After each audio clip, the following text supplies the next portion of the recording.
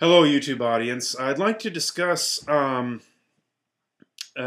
those of you who do accept my argument that the continuum hypothesis is valid. Now, there are two uh, schools of thought that tend to oppose it. One would be those who don't like Cantor, they don't like levels of infinity. For them, mathematics is computational. They believe that calculus and differential equations and that type of mathematics, combinatorics, statistics, all these things are it. And that since calculus doesn't recognize the idea of levels of infinity, they don't exist. And so sometimes those people can give you a bad vibe. You know, there are a lot of people on the internet who don't accept Cantor. Then there's another group of people who are hyper-Platonists. They go the way the other way, and they think there are levels of infinity that are not constructible. I tend to believe at this point that what's constructible is the real. I mean, that's the way I look at it. We have discrete, we have the continuum, we have levels of infinity above the continuum. It may make me kind of boring in the eyes of the really out there, hip, cool mathematicians. One of these days might do a video on my own background, and a lot of you are asking, because there's a third group of people saying, well, what right do you have to even comment on this stuff? I mean, who are you? You're part of the international who's that of logic and philosophy, and I can accept that. The basics of my video is, let's say that I'm right, okay, and you scratch the back of your head and you're awkward and all this stuff. Okay, I can acknowledge that. Vote it down. But for those of you who vote these videos down, I'd appreciate at least some comment as to where you're coming from philosophically. If you don't like Cantor, or you agree, you disagree with Cantor, or if you just want to argue from authority and say that, well, Paul Cohen proved such and such is undecidable, or if you come from the other extreme where you really like infinity and you love infinity and you want infinity to be complex, I tend to think that if there are levels of infinity that are not constructible, then they interlock with the constructible by like a helix or something like that, where it's not like they're in between Aleph Naught and C. They're more like they're out here and then they're Aleph Naught, okay, and then it interlocks with C again. That's kind of a vision that I have. I don't know how to back it up. But here's the crux of this video, and that is, if I'm right, then does it have implications for, let's say, like the Riemann hypothesis, or things that are more computational in nature, things that are more unsolved problems in, let's say, topology? I don't mean the P in the sun one, the Tarski. Yeah, I've forgotten the title of it, but a lot of you know what I'm talking about, how you can take a P and turn it into Banach-Tarski, okay? You can take a P and turn it into the sun. I don't mean something like that. I mean something that's a lot more concrete. And the question is, would the continuum hypothesis have implications for something like that? Or implications for something like physics,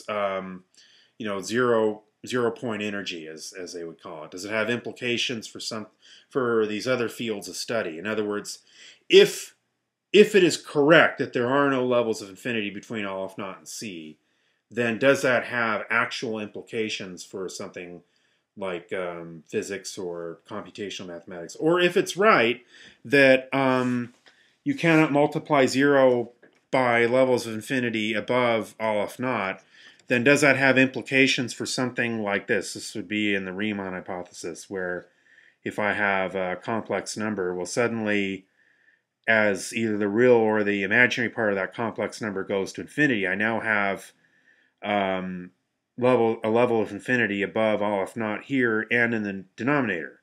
Well, of course, if it's the real numbers we're talking about, then I would have 2 to the Aleph Naught over 2 to the Aleph Naught minus 1. Now, you might argue that a real number infinity would just get me 1, because 1/2 would be, infinitesimal, 1/3 would be infinitesimal, 1/4 would be infinitesimal. And you could also argue here that you would have 1 plus 1/2 plus 1/4 plus 1/8, yada yada, 1 over 2 to the infinite power would just get me an infinitesimal, and that would converge on 2. And sure enough, you have a situation where it actually, in a sense, collapses where you can reduce it all to 2 times n plus 1 minus 1 over n plus 1. Well, here, actually, you could have your, as n approaches infinity, you could have your n be all if naught. So you don't really have a problem there. You have an all if naught in your numerator and your denominator. Well, okay, but what about, let's say, the some of the other series that converge, like let's say on e, or on pi. It's more of a complicated argument because e.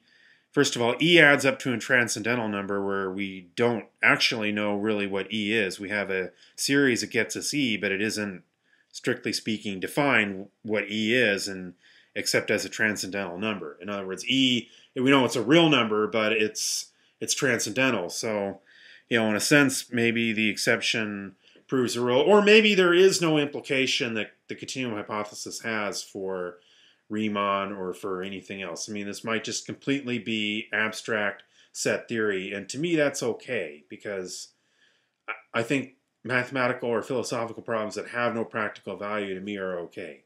To me, they're fine. Now, to the question of what right do I have really to comment on any of this? I'm not a math professor. I'm credentialed as a math teacher, but I'm not I don't have anything beyond that. To say for my own record of accomplishments, and what I would have to say on that is that maybe in mathematics there are different types of understanding. There may be computational, there may be philosophical. I tend to go with Roger Penrose, that there is a real mathematical world and that we can interface with it, but it may be so complex and multifaceted that, in a sense, it's not so much that one's so brilliant. I mean, there are people way more brilliant than I am, but I may have a unique insight that may be all my own, just like you do. You may have a unique insight that's all your own. And so, I don't really have a means to share that other than through YouTube. Like I say, I don't have the knowledge that probably most of you have in a lot of these areas, particularly computational mathematics. I'm limited to logic and set theory is my understanding. So anyway, there it is. My answer is it's inconclusive. My answer is, I don't really know or believe that I can say one way or the other whether the continuum hypothesis has implications beyond, in computational math or in physics. But I do believe that there is some kind of implications for physics. That I do believe. In fact, I've heard this, that in understanding zero-point energy, but I don't know enough to say. So some of you PM me or comment and let me know. Thank you.